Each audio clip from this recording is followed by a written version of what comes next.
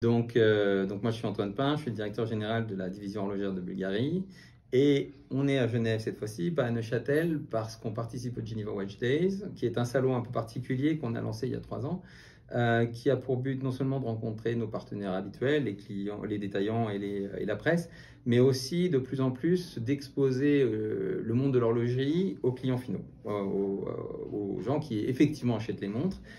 Beaucoup de nos salons sont des salons professionnels, sont des salons qui ne sont pas nécessairement ouverts au grand public. Donc, on utilise ce moment des Geneva Watch Days, que moi je comparerais presque plus à un festival qu'à un salon, pour se présenter et s'exposer aux yeux du plus grand nombre de gens.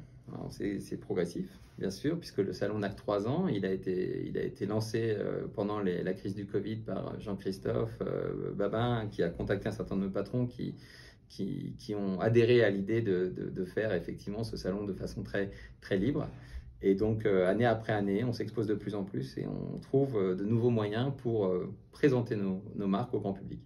Alors, tu m'expliquais justement que les Geneva Watch Days, c'était une association, mais je crois que vous avez été un des pionniers quand même, une marque pionnière dans la création de ces jours. Alors oui, c'est une association d'aujourd'hui, plus d'une trentaine de marques, 33 marques de mémoire, qui est à l'origine en 2020. Ce sont une quinzaine de marques qui se sont associées.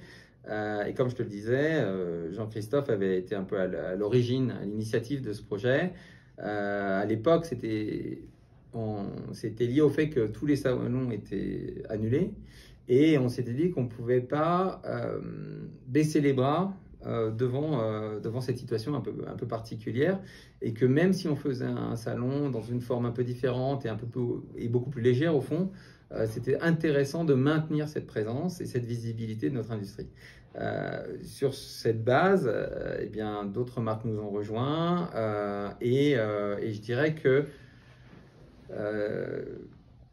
voilà, ça commence à prendre une certaine ampleur, tout en respectant la philosophie initiale qui est véritablement de travailler de façon communautaire, en tant qu'industrie et non pas en tant que marque concurrente. C'est-à-dire qu'on valorise les métiers de l'horlogerie, on donne une grande liberté à chacune des marques sur la façon dont elles se présentent. Il y a peu de contraintes, on n'est pas dans le cadre d'un salon très normé avec un espace dédié, des stands, puisqu'en fait le salon c'est la ville de Genève.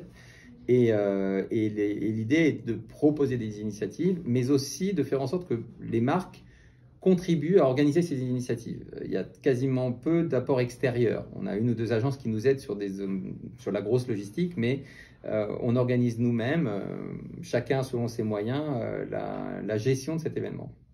Et alors, tout le monde peut aller au Geneva Watch Day? Tout le monde est invité sous le chapiteau. Qui se trouve sur le quai du Mont Blanc, absolument.